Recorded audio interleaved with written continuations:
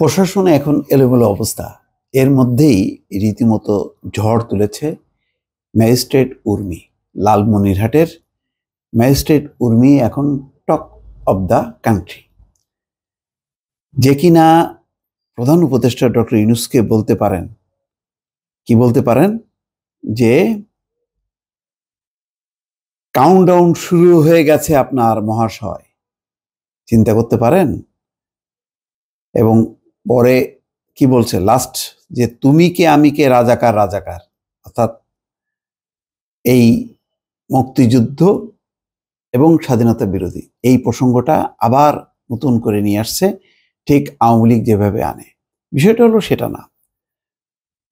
এখন সে ম্যাজিস্ট্রেট, একজন BCS officer, Tapasi Tabassum Urmi. কে এই তরুণী বলবো নাকি নারী বলবো বুঝতে পারছি না। অত্যন্ত জুনিয়র একজন কর্মকর্তা প্রশাসনের, কিন্তু তার এই সাহসটা নিঃসন্দেহে মানে বিস্ময়কর। বিস্ময়কর এই কারণে, প্রশাসনে এখন দেখেন, এই আমাদের এই নতজানু প্রশাসনে সবাই এখন মুখ লুকাতে ব্যস্ত, যে এখন তারা আর আওয়ামী লীগকে চেনে না।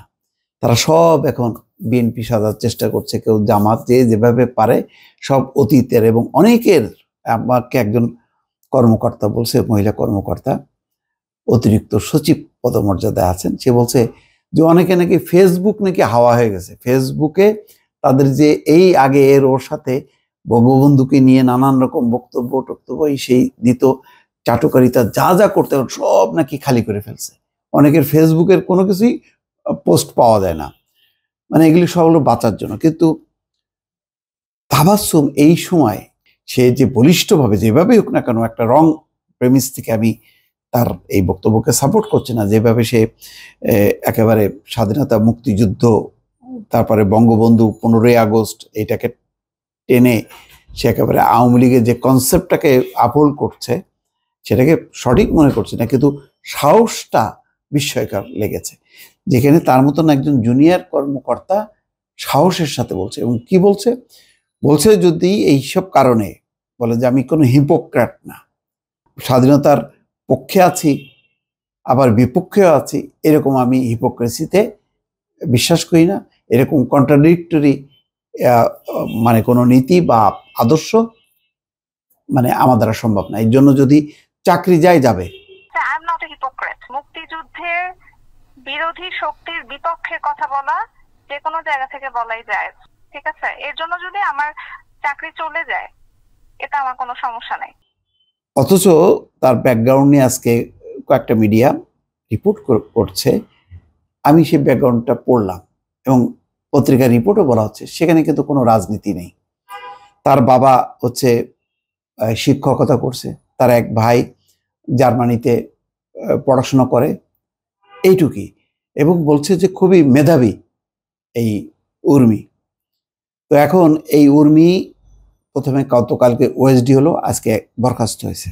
নিঃসন্দেহে যেভাবে একদম সরকারের 1 নম্বর ব্যক্তিকে যেভাবে উদ্দেশ্য করে চ্যালেঞ্জ জানাচ্ছে যে কাউন্টডাউন শুরু হয়ে গেছে মহাশয় আপনার, এটা মানে একটা কর্মকর্তার ভাষা হইতে পারে না। কিন্তু আমি অবাক হচ্ছি তার সাহসটা দেখে। এইরকম সময় সাহস দেখানো, এটা একটা বিরল ঘটনা। এইটা অন্তত আপনারা নিশ্চয়ই আমার সাথে একমত হবেন। এখানে যেটা পত্রিকার যেটা বলা হচ্ছে যে তাপসী তাবাসসুম উর্মি পূর্বধলা সদর ইউনিয়নের নসিব গ্রামের মোহাম্মদ ইসমাইল হোসেনের মেয়ে, ময়মনসিংহের। তার বাবা অবসরপ্রাপ্ত সরকারি চাকরিজীবী। সোমবার দুপুরে সরেজমিনে উর্মির বাড়িতে গিয়ে তার পরিবারের কাউকে পাওয়া যায়নি। জানা গেছে তারা দীর্ঘদিন ধরে ময়মনসিংহে অবস্থান করছেন, মাঝে মধ্যে তারা বাড়িতে আসেন। আচ্ছা, উর্মিদের প্রতিবেশী ও স্থানীয় ইউপি সদস্য আজিমউদ্দিন জানান, উর্মি মেধাবী ছাত্রী ছিলেন। তিনি শাহজালাল বিজ্ঞান প্রযুক্তি বিশ্ববিদ্যালয় থেকে কম্পিউটার সায়েন্স অ্যান্ড ইঞ্জিনিয়ারিং বিষয়ে লেখাপড়া শেষ করে 2022 সালে সরকারি চাকরিতে যোগ দেন। মানে কেউ বলি মাত্র 2-3 বছর হয়েছে। 2 বোন ও 1 ভাইয়ের মধ্যে উর্মি বড়। ছোট ভাই জার্মানির একটা বিশ্ববিদ্যালয়ে পড়ালেখা করছেন। বাবা দীর্ঘদিন ময়মনসিংহ আনন্দমোহন সরকারি কলেজ সহ বিভিন্ন প্রতিষ্ঠানে শিক্ষকতা করেছেন। তার মানে শিক্ষকতা করছে সরকারি কলেজগুলোতে, তাদের পরিবার কোনোদিন রাজনীতির সঙ্গে সক্রিয় ছিল এমনটি জানা নেই। শনিবার ফেসবুক একটি পোস্ট করেন উর্মি, সেখানে তিনি লিখেছেন, সাংবিধানিক ভিত্তিহীন অন্তর্বর্তী সরকারের, তার মানে দেখেন প্রথমেই বলতেছে যে এই অন্তর্বর্তী সরকারের কোনো সাংবিধানিক ভিত্তি নেই, তাই বলছে সাংবিধানিক ভিত্তিহীন অন্তর্বর্তী সরকারের প্রধান উপদেষ্টা বলেছেন রিসেট বাটনে পুশ করা হয়েছে, অতীত মুছে গেছে। রিসেট বাটনে ক্লিক করে দেশের সব অতীত ইতিহাস মুছে ফেলেছেন তিনি। এতই সহজ, কাউন্টডাউন শুরু হয়ে গেছে আপনার মহাশয়। এরপর থেকেই সমালোচনার মুখে পড়েন উর্মি। এর প্রেক্ষিতে তাকে রোববার ওএসডি করায়, সোমবার তাকে বরখাস্ত করে জনপ্রশাসন মন্ত্রণালয়। উর্মি সাংবাদিকদের বলছেন যে আমি ফেসবুকে পোস্ট দিয়েছি, এটাই যথেষ্ট।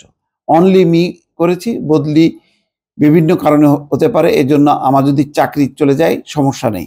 আমাদের জাতির পিতা বঙ্গবন্ধু, এটা মীমাংসিত সত্য। রিসেট বাটন মুছে ফেলে অতীত মুছে ফেলা এর মানে কি? তাহলে তো আমি মনে করি মুক্তিযুদ্ধের বিরোধী শক্তি আমাদের দেশে সরকার হিসাবে আছে। কত বড় সাহসের কথা যে মুক্তিযুদ্ধের বিরোধী শক্তি আমাদের দেশে সরকার হিসাবে আছে। আমার মনে হয়েছে আমার দায়িত্বশীল জায়গা এটাই। বলা হচ্ছে জুলাই গণহত্যা, এগুলো সবই তদন্ত সাপেক্ষ, মীমাংসিত সত্য না, এখন পর্যন্ত প্রমাণিত হয়নি। লালমনিরহাট জেলা প্রশাসক এইচ.এম. রকিব হায়দার বলেন, এই ঘটনায় তাকে প্রথমে ওএসডি করে জনপ্রশাসন মন্ত্রণালয়, পরে সাময়িক বরখাস্ত করে জনপ্রশাসন মন্ত্রণালয়।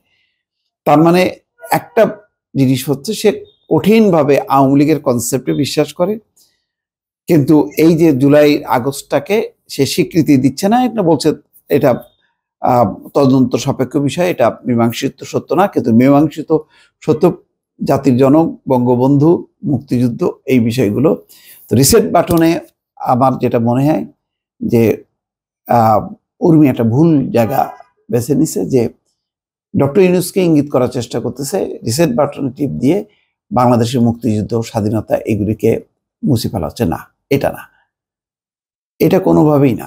তিনি হয়তো বলতে পারেন যে এই আওয়ামী লীগের ওই অভ্যুত্থানের ব্যাপারে তো কিছু অপ্রীতিকর কিছু ঘটনা ঘটছে, এইগুলির ব্যাপারে হয়তো তিনি ইঙ্গিত করতে পারেন। আমি বিষয়টা ক্লিয়ার না, কিন্তু কোনোভাবেই ডক্টর ইউনূস মুক্তিযুদ্ধের বিরুদ্ধে, স্বাধীনতার বিপক্ষে বা এই গণ অভ্যুত্থানে এই আমজনতা বিপক্ষে এটা মনে করার কোনো কারণ নেই। যাই হোক, আমি সেটা হয়তো অনেকদিন বিতর্ক চলবে, কিন্তু অবাক কাণ্ড, সে তার বাবা সরকারি চাকরি, মানে সরকারি শিক্ষকতা করছেন, মেধাবী ছাত্রী, তার পরিবার রাজনীতির সাথে যুক্ত না, তারপরও উর্মির মধ্যে এই যে চেতনাটা, এই চেতনাটা অস্বাভাবিক, যেটা মেলে না। আওয়ামী লীগের এই মুক্তিযুদ্ধ স্বাধীনতার চেতনা মানে হচ্ছে লুটপাট করো। এখানে হচ্ছে লুটেরাদের যে বক্তব্য, এই স্বাধীনতা মুক্তিযুদ্ধের কারণে কিন্তু মানুষ আরো বিরূপ হয়ে গেছে। একমাত্র তাবাসসুমের তার যে হিজাব পরা, তার অবয়ব দেখা এবং তার বলিষ্ঠ কথাবার্তা, এটার সাথে আওয়ামী লীগের একেবারেই মেলে না। মানে আওয়ামী লীগের এই বর্তমান যেই 15 বছর শাসনের যে মুক্তিযুদ্ধ এবং স্বাধীনতা, এই চেতনার সাথে মেলে না।